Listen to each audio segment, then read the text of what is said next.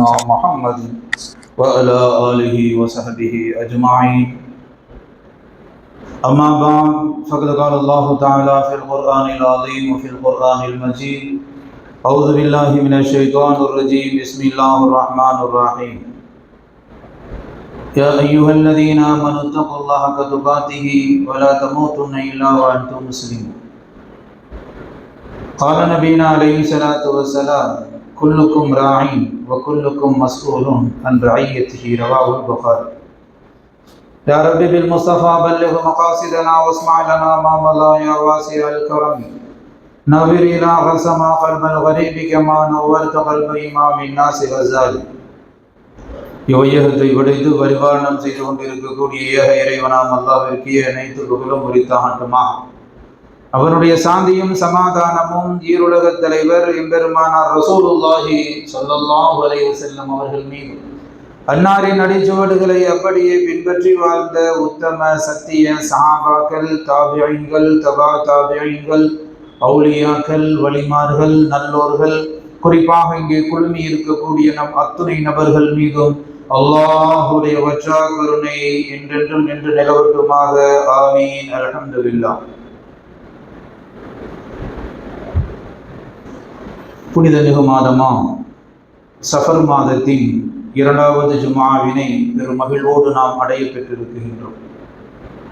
ஈடில்லா இச்சிறப்பினை நமக்கு ஈண்டருளிய ஏக பெரும் தலைவனாம் அல்லாஹ்விற்கு அனைத்து புகழும் உரித்தாகட்டுமா.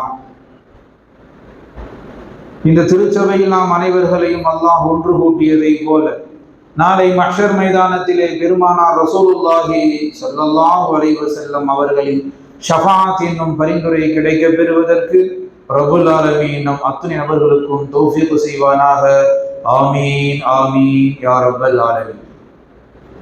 புனிதமான ஜும்ஆவுடைய நாளில் அல்லாஹ்விடத்தில் நாம் துஆ செய்து கொள்வோம். ரப்பே, உலகத்திலே வாழக்கூடிய முஸ்லிமான மோமினான ஆண் பெண் அனைவர்களுக்கும் தகுந்த பாதுகாப்பையும் கண்ணியத்தையும் வழங்குவாயா என்ற துஆவோடு எனது ஜும்ஆவுடைய உரையை தொடங்குகிறேன். அன்பிற்குரியவர்களே, திருக்குர்ஆன் ஷரீஃபிலே அல்லாஹ் சொல்லுவான்: யா அய்யுஹல்லதீன ஆமனு தக்குல்லாஹ்.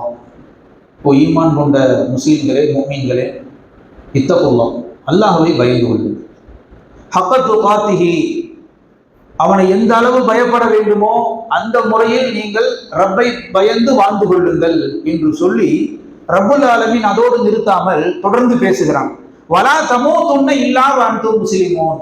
நீங்கள் முஸ்லீமாகவே தவிர நீங்கள் மரணம் அடைய வேண்டாம். அதாவது நீங்கள் மரணம்னு ஒன்று வந்தால் அது முஸ்லீம் என்ற நிலையில்தான் நீங்கள் மரணிக்க வேண்டும் என்ற செய்தியை திருக்குர்ஆனிலே ரப்புல் ஆலமீன் நமக்கு உபதேசமாக சொல்லி காட்டுகிறார். ஒரு மனிதன், ஒரு முஸ்லீம், ஒரு மூமின் தாய் தந்தையினுடைய வயிற்றில் பிறந்து வளர்கிறார், வாழ்கிறார், 5 நேர தொழுகையாடி, ஹஜ்ஜெல்லாம் செய்து விட்டார், தொடர்ந்து நோன்புகள் எல்லாம் சரியாக வைத்தார், எல்லாம் செய்தார், சிறப்பாக செய்தார், நல்லவர் என்ற பெயரையெல்லாம் பெற்றார். அவர் யாருங்க? நல்ல அற்புதமான மனிதருங்க என்று அவர் வாழ்நாளில் நல்ல பெயரெல்லாம் எடுத்தார்.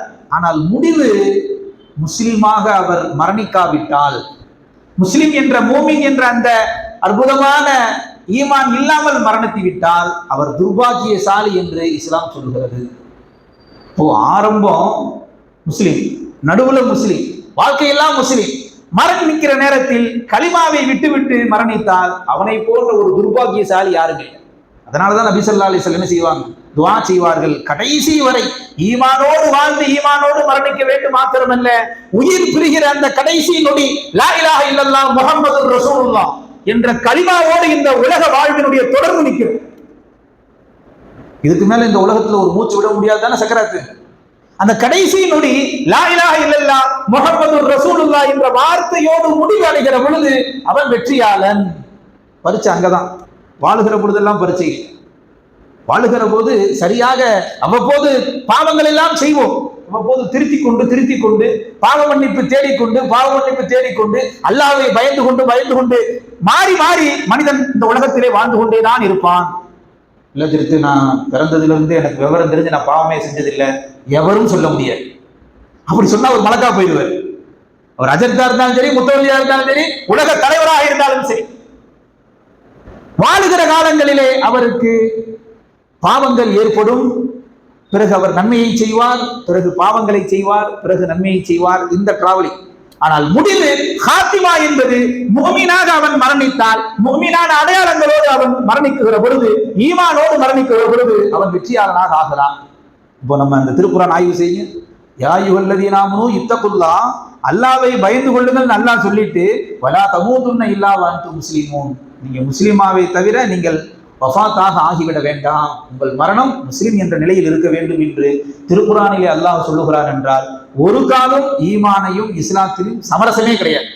மற்ற எல்லாத்திலையும் சமரசம் பண்ணிக்கலாம். கொஞ்சம் கூடுதல் குறைவு, மனைவி சரியில்லை, கொஞ்சம் என்ன செய்யலாம், சமரசம் பண்ணிக்கலாம். வாய் ஜாஸ்தி, சண்டை போடுறா, சமரசம். தொழில் போட்டி, ஏதோ சமரசம் பண்ணிக்கலாமா, அந்த உன் கடையை அங்க மாத்திருப்பா அப்படிங்கிறான், சரிப்பா. எல்லா விஷயங்களிலும் சமரசம் செய்து கொள்ள முடியும். கலிமாவில் மாத்திரம் சமரசத்திற்கு வேலையே கிடையாது. அதனாலதான் ரப்புல் ஆலமீன் வலா தமூதுன்ன இல்லா வ அன்தும் முஸ்லிமூன், நீ வாழ்றதா இருந்தா களிமா விட்டுறணும் என்று சொல்லுகிற பொழுது, சரிங்க அதுக்கு என்னங்க நான் வாழ்ந்துக்கிறேன், களிமா விட்டுறேன் என்ற சூழ்நிலை வரக்கூடாது.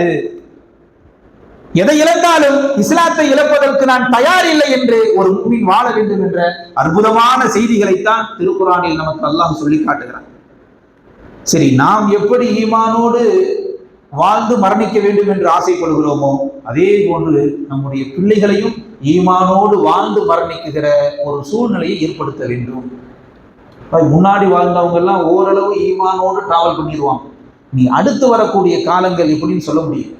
அவ்வளவு பாவங்கள், அவ்வளவு ஈமானிய இஸ்லாமிய பெருமானாரின் வாழ்வியலுக்கு எதிராக திரும்புகிற கூட்டங்கள் இன்னைக்கு அதிகமாகிடுச்சு.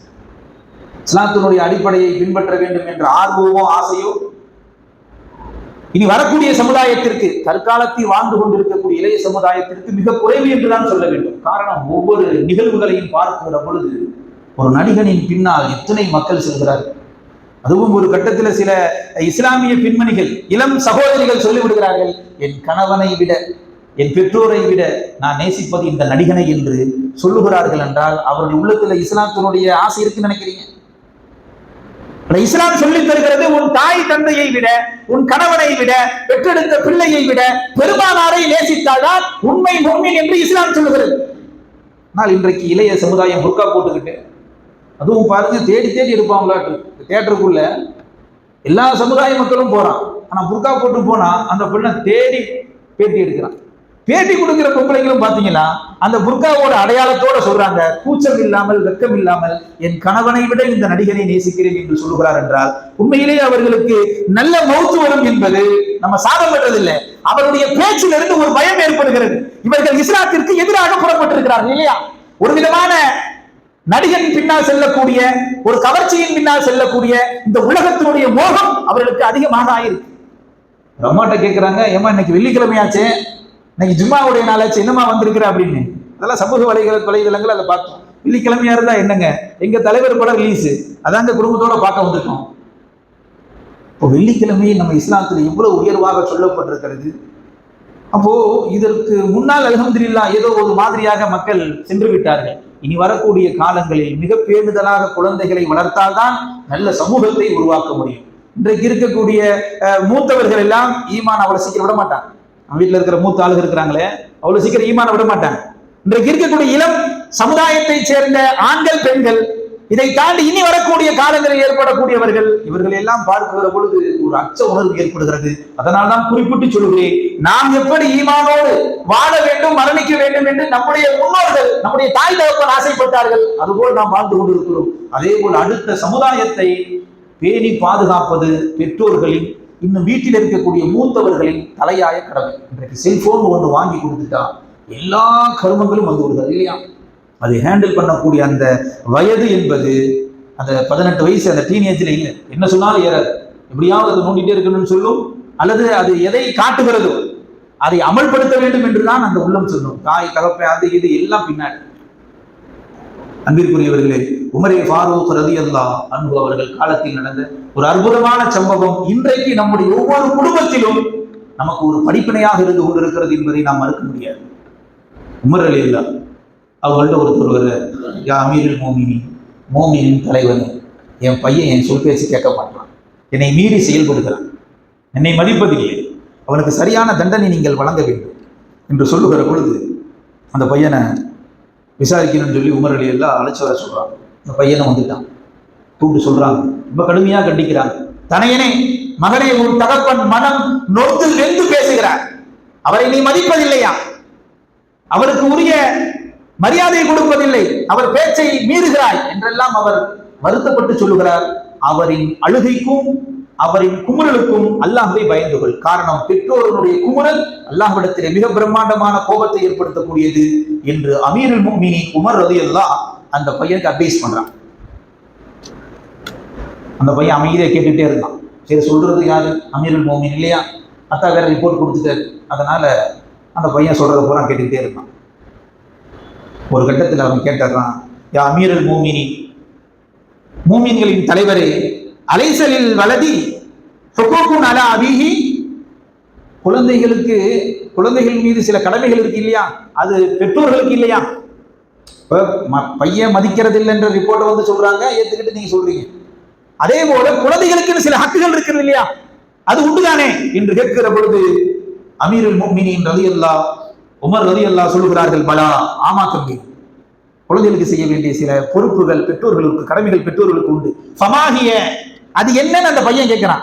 அப்போ அமீருல் முஃமினீன் பட்டியலிடுகிறார்கள், ஐ யன்தகி உம்மஹு, ஒருவன் தன்னுடைய மகனுக்கு, அது மகளோ மகனோ, நல்ல தாயை தேர்ந்தெடுப்பது, சாலிகான தாயை தேர்ந்தெடுக்க வேண்டும். இது முதல் நம்பர். இரண்டாவது, வ யுஹ்சின இஸ்மஹு, பிறந்த குழந்தைக்கு நல்ல சாலிகான நல்ல பெயர் வைக்கணும். மூணாவது, அல்லிமுகுல் குர்ஆன, திருக்குர்ஆன் ஷரீஃபை கற்றுக் கொடுக்க வேண்டும். இந்த மூன்றும் பெற்றோர்களுக்கு தலையாய கடமை என்று உமர் அலி எல்லாம் அந்த பையன் சொல்றான். அந்த பையன் தொடர்ந்து பேசுறான். என்ன பேசுறான்னா, அமீருல் முஃமினீன் அவர்களே, என்னுடைய தாய் முஸ்லீம் அல்ல, சிறந்தவள் அல்ல, நல்லவள் அல்ல. காரணம், ஒரு மஜூசி, நெருப்பு வணங்கியை என் அத்தா என்ன செஞ்சிருக்கிறாரு? ஒரு பெண்ணை திருமணம் முடிச்சிருக்கிறாரு. அந்த பெண்ணு நெருப்பு வணங்கி, இவர் முஸ்லீம் ஆயிட்டார், ஆனா அந்த அம்மா முஸ்லீம் ஆகல. அப்படி இருக்கும்போது எப்படி என்று கேட்கிறார். தொடர்ந்து அந்த பையன் பேசுறான், எனக்கு நல்ல பேர் வைக்கல எங்க அம்மா எங்க அத்தா. என்னப்பா பேருன்னு கேட்கிறாங்க உமர் அலி எல்லாம். அவர் சொல்றாரு, ஜுஅல், ஜுஅல் என்ற பெயர். இதுக்கு என்ன அர்த்தம்னு பார்த்தா, மலத்தை உருட்டிட்டு போகும் பார்த்தீங்களா ஒரு வண்டு, இந்த காட்டுக்குள்ளையெல்லாம் பார்த்தீங்கன்னா அந்த மலத்தை உருட்டுறதுக்குனே சில வண்டு இருக்கும், சரியான நாத்தம் எடுத்த வண்டு. மலத்தை உருட்டுகிற வண்டிற்கு பெயர் தான் ஜுஅல்.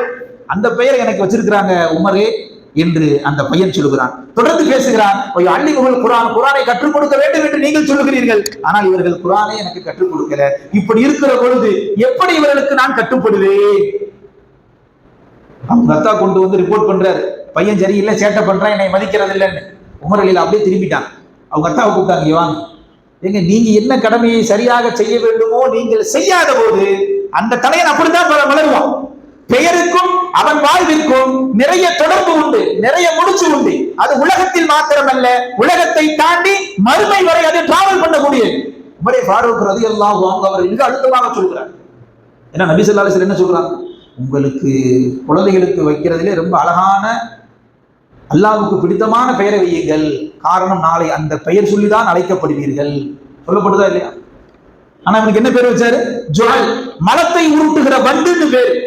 இன்றைக்கு நிறைய இஸ்லாமியர்கள் எல்லாம் பயான்லாம் கேட்கிறாங்க, ஆனா பேர் வைக்கணும், பேரனுக்கு பேர் வைக்கணும், பேத்திக்கு பேர் வைக்கணும், மகனுக்கு பேர் வைக்கணும், மகனுக்கு பேர் வைக்கணும்னு சபையில உட்கார்ந்துட்டா அந்த நேரத்துலதான் புது புது பேரா யோசிப்பாங்க. அந்த நேரம் தான் புது புது பேரா வரும். இல்லைங்க அந்த பேர்லாம் சரியில்லைங்க அப்படின்னா, ஏங்க அவங்க நெட்டில் பார்த்தாங்களாமா, அது ஏதோ ஒரு நாட்டினுடைய அரசர் பெயரா, ஏதோ ஒரு நாட்டினுடைய அரசி பெயரா, இதுக்கு தான் அர்த்தம் இருக்கிறாங்க. இல்ல அர்த்தம் அதெல்லாம் இல்லாமையா ஒரு அரசருக்கு பேர் வைப்பாங்க. இன்று இவர்களாகவே ஒரு கற்பனையில் வாழ்ந்து கொள்கிறாங்க. இல்லைங்க இந்த பேர் நல்லா இருக்கே, இல்லை இந்த பேர் வந்து பார்த்தீங்கன்னா எங்கள் சொந்தத்தில் நிறைய பேர் வச்சிருக்கிறாங்க, அப்போ சொந்தத்தில் வச்சது பேரை நம்மளே வைக்கிறது நல்லா இல்லையே. அப்புறம் சொல்லுவாங்க, யாரு குழுந்தியா பையனுடைய பேரை தான் இவனுக்கு வச்சிருக்கிறான் அப்படின்ற அந்த ஒரு பேரெல்லாம் வரும், அதனால அந்த பேரெல்லாம் வைக்க முடியும். பேர் வைக்க வேணாம்னு சொல்றதுக்கு இருக்கிற காரணம் பார்த்தீங்கன்னா, சொந்தத்தில் அந்த பேர் இருக்கின்றதுக்காக வேண்டிய பேர் வைக்கிறது. அப்போ நல்ல அர்த்தமுள்ள பெயரை வைக்காவிட்டால், உமர் அலியில் ரொம்ப தெளிவா சொல்றாங்க பாரு, அர்த்தமில்லாத பெயர்களை வைக்கிற பொழுது அவன் வார்த்தையும் அர்த்தம் இல்லாமல் போய்விடும். என்ன ஜித்தா அதுக்காக அப்துல் ரஹ்மான் பேர் வச்சாரு, இப்ராஹிம்னு பேர் வச்சாரு, சீதேவியா வாழ்ந்துருவாரா? அது ரப்பு கையில இருக்கு, அது ரப்பு கையில இருக்கு.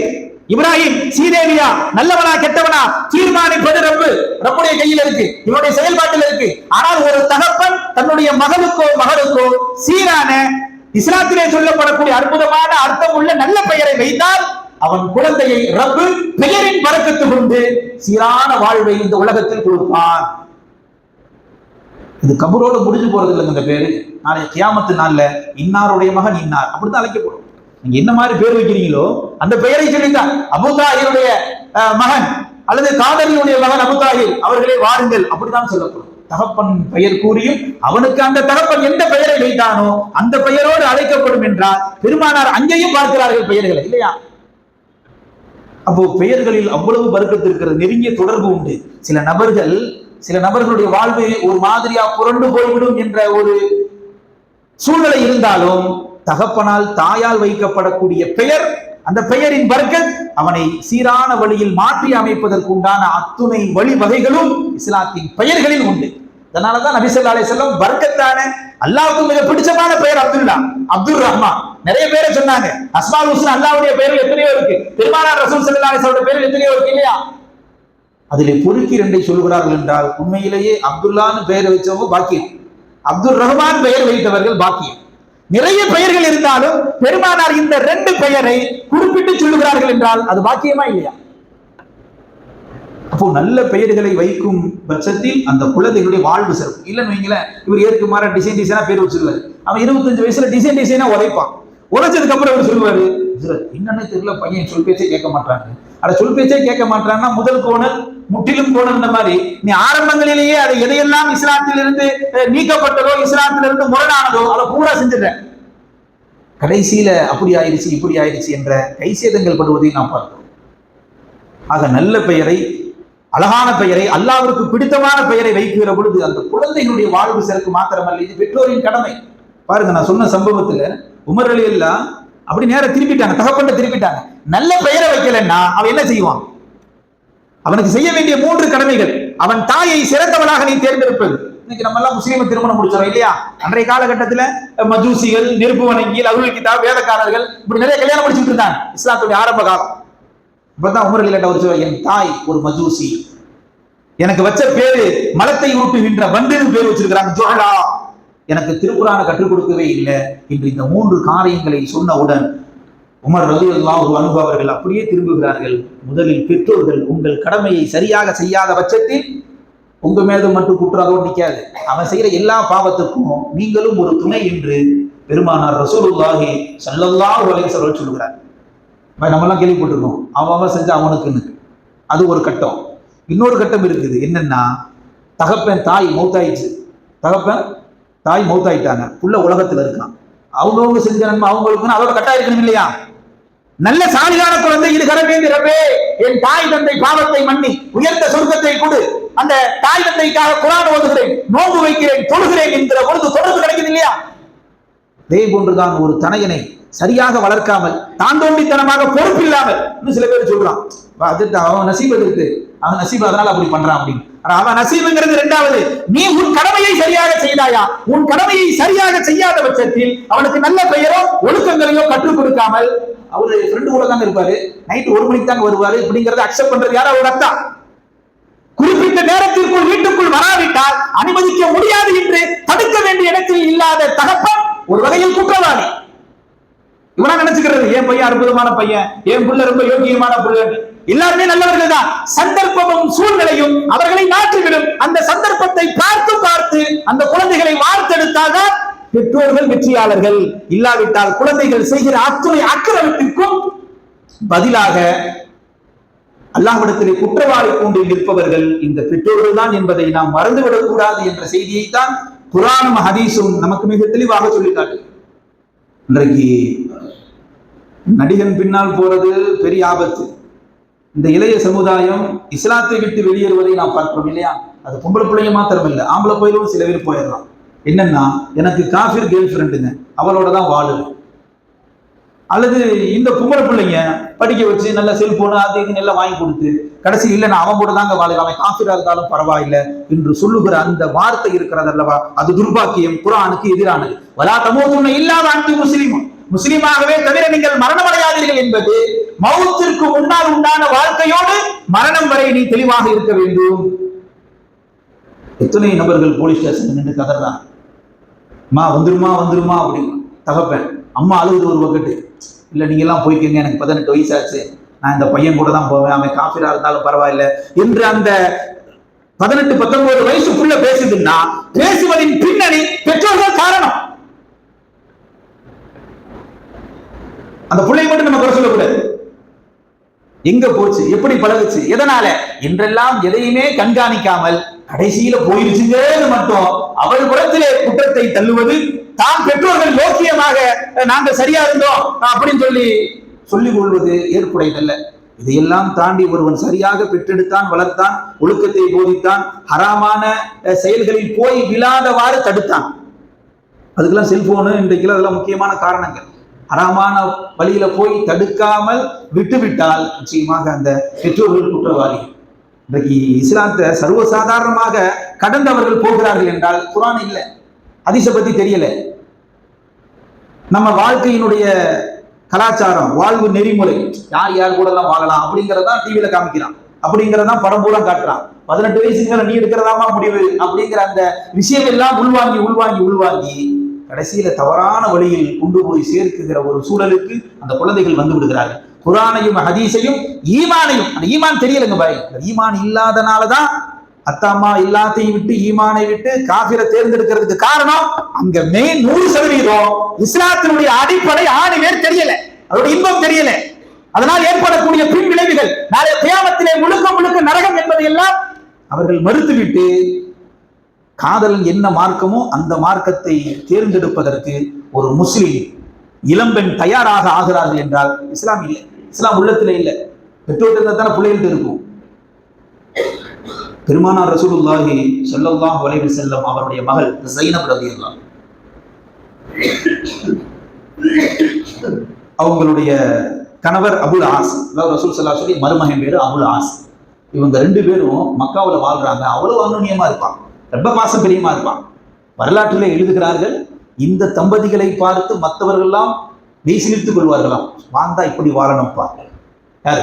முஹம்மதுடைய மகள் ஸைனப், ஸைனபுடைய கணவர் அபுல் ஆஸ், இவங்களை போல வாழணும்ப்பா. இன்று மக்காவில் இருப்பவரெல்லாம் வச்சுக்குவான், பேசிக்குவாங்க.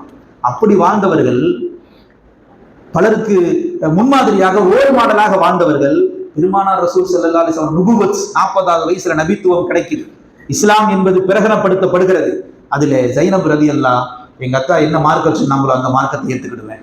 அபுலா சொல்ற, நான் வேணுமா மார்க்கம் வேணுமா? அவங்க எப்படிப்பட்ட தம்பதி கொஞ்ச நேரத்துக்கு முன்னாடி சொன்னேன், மக்காவை வைத்துக் கொள்ளும் அந்த அளவிற்கு கணவன் மனைவி அந்யோன்யமாக மிக அற்புதமாக பாசமாக வாழ்ந்த அந்த குடும்பத்தில் இஸ்லாம் நுழைகிற பொழுது அபுலாஸ் ஒரு கட்டத்தில் தடுத்து பார்த்தார். பெருமானாரின் மகள் யோசித்தார்கள், இஸ்லாமா கணவனா, இஸ்லாமா காதலனா என்று யோசிக்கிற பொழுது அபுலாஸ் இந்த உலகத்தோடு முடிக்கப்படக்கூடியவர்.